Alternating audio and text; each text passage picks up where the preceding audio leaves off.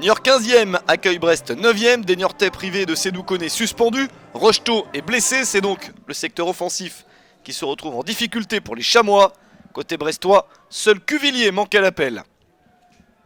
2 victoires sur les 3 derniers matchs pour des Bretons plutôt en forme, et ce sont eux qui se mettent en action le plus vite dans ce match à l'extérieur, avec ce but fantastique de Christian Batocchio, 31e minute, contrôle et frappe immédiate, c'est superbe.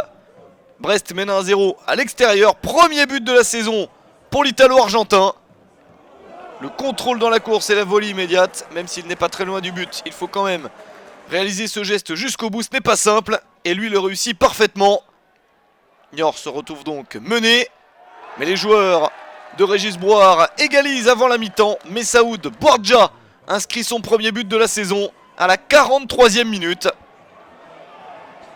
La réaction idéale pour ne pas rester mené trop longtemps. Ça fait un but partout.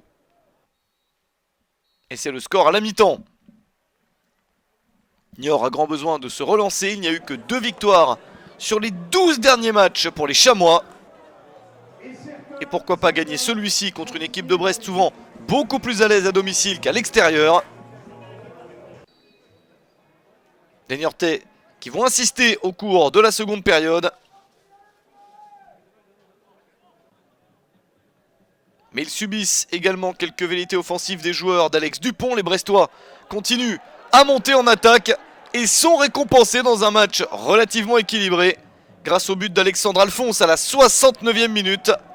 2-1 pour Brest, 4e but de la saison pour Alexandre Alphonse. Situation parfaite pour le Stade brestois. Les Niortais n'ont pas réussi à se mettre dans le droit chemin, mais vont bénéficier d'une supériorité numérique, car Yaya Sané, qui a pris un premier carton jaune à la 29e minute, en prend un deuxième à la 72e. Niort va donc jouer les 20 dernières minutes à 11 contre 10. Une situation très intéressante pour les joueurs de Régis Brouard.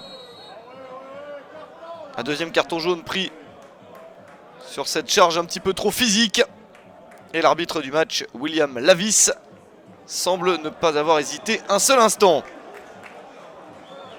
Le jeu reprend avec donc une supériorité à utiliser pour les Niortais. Mais les Brestois réussissent à 10 à organiser cette contre-attaque. Attention peut-être à cette faute dans le dos, cette intervention. L'arbitre laisse jouer, ce qui rend foudrage Alex Dupont, l'entraîneur de Brest, qui pensait qu'il y avait un coup franc et un carton.